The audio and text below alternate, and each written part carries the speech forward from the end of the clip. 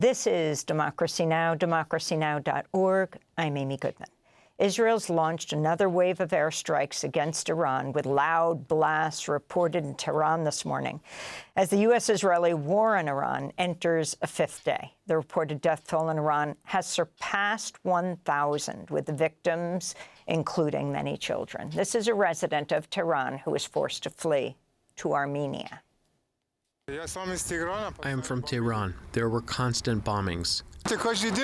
There are 50 to 60 bombings daily. Very scary. It is unimaginable for the people with children. Food stores are working. The hospitals are working too. So do the fueling stations.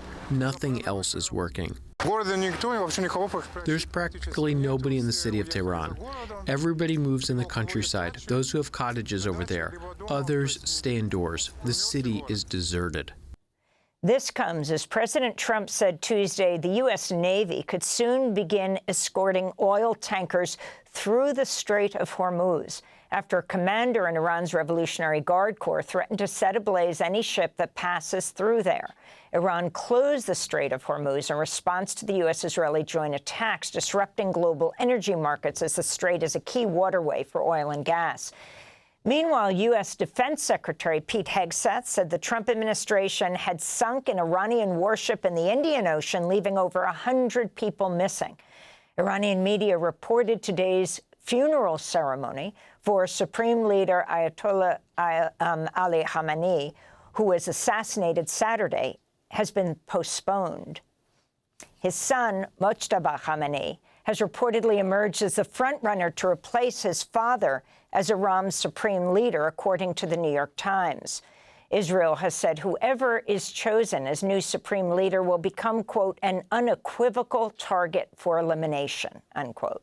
Israel's already bombed the Assembly of Experts building in Qom, where the decision was expected to be made. For more, we're joined here in New York by Nargis Bajogli. She's an associate professor of anthropology and Middle East studies at Johns Hopkins University School of Advanced International Studies, or SAIS. Professor, welcome back to Democracy Now! Talk about the latest, the significance of what's happening right now, and about the killing, the assassination of the Supreme Leader Khamenei. So it seems like one of the first strikes that happened on Tehran as soon as this war began was a decapacitation strike on the Supreme Leader as well as other military and political leaders in the country. It's important to note that the Supreme Leader did not go into hiding this time like he did in June. He didn't go into bunkers. And so in many ways, and because he was killed in his compound, he wanted to be martyred this time around. He was dying of cancer already. He was 86 years old. He was already a very elderly gentleman and sick. But he now has become a symbol of martyrdom and resistance against Israeli and American war. And that has significant meaning within Shia culture, and this is why we're seeing, as you showed earlier on this show, protests happening in Pakistan, as well as in Bahrain, as well as India, and across the Muslim world, because he was not just a leader of a country, but for many Shia Muslims, they also saw him as a spiritual leader. And can you talk about Mojtaba Khamenei? Mojtaba Khamenei is his son, and he's long been rumored to be next in line. It is still unclear whether that's actually the case. I know the New York Times is reporting that, but we have to wait and see.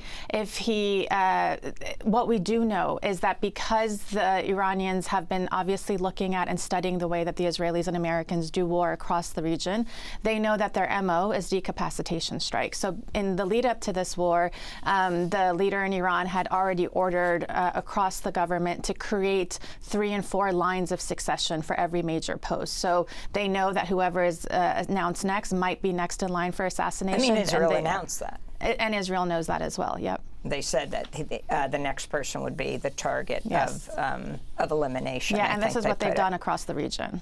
Talk about the doctrine that Israel is citing, what they're going to do next. So yesterday there were reports on Israeli media that Benjamin Netanyahu has said that he wants to start enacting the Dahia Doctrine in Tehran.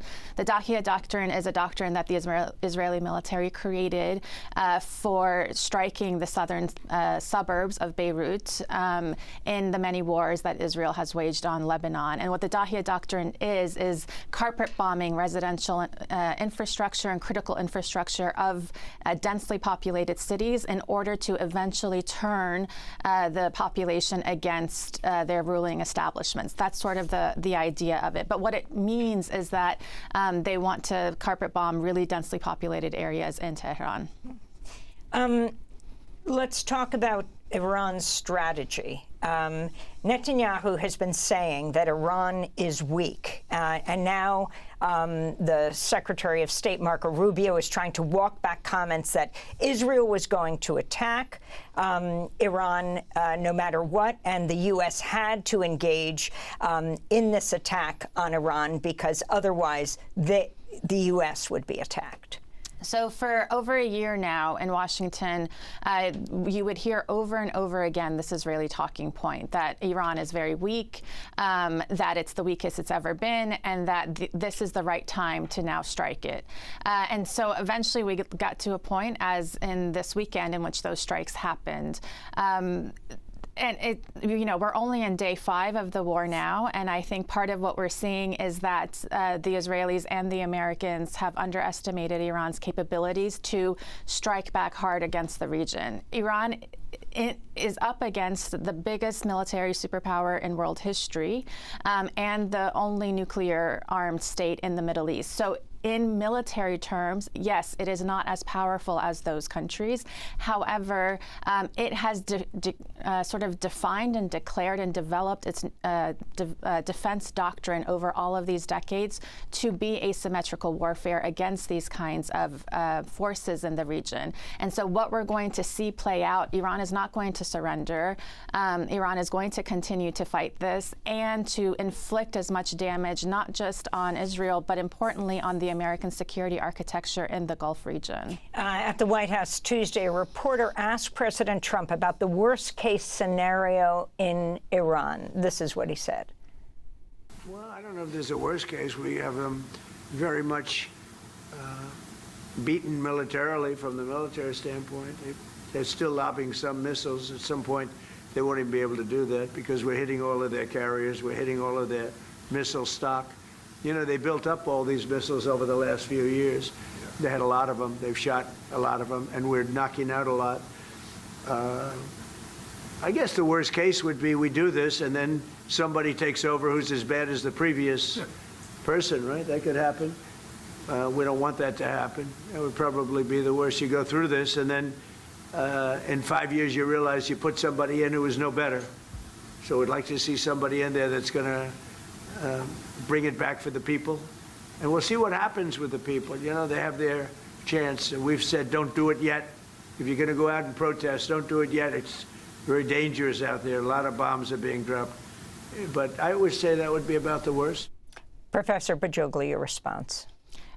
The way that Iran is responding to all of these strikes right now is by, it knows that the U.S. has critical low amounts of interceptors in the region, and it's playing the long game. The Americans do not want a long-term war and a war of attrition, and Iran is absorbing the hits and is going for a long-term war of attrition. And this is something that both the Americans, the Israelis, and those in the region have to sort of consider. And the CIA arming Kurds?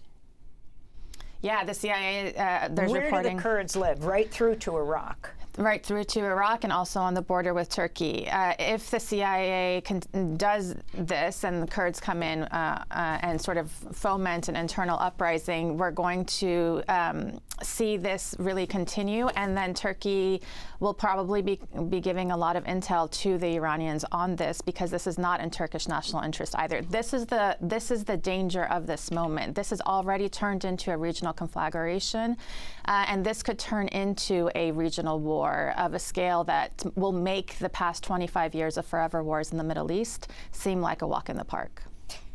Nargis Bajogli, I want to thank you for being with us, Associate Professor of Anthropology and Middle East Studies at Johns Hopkins University School of Advanced International Studies, co-author of How Sanctions Work, Iran and the Impact of Economic Warfare, also author of Iran Reframed, Anxieties of Power in the Islamic Republic.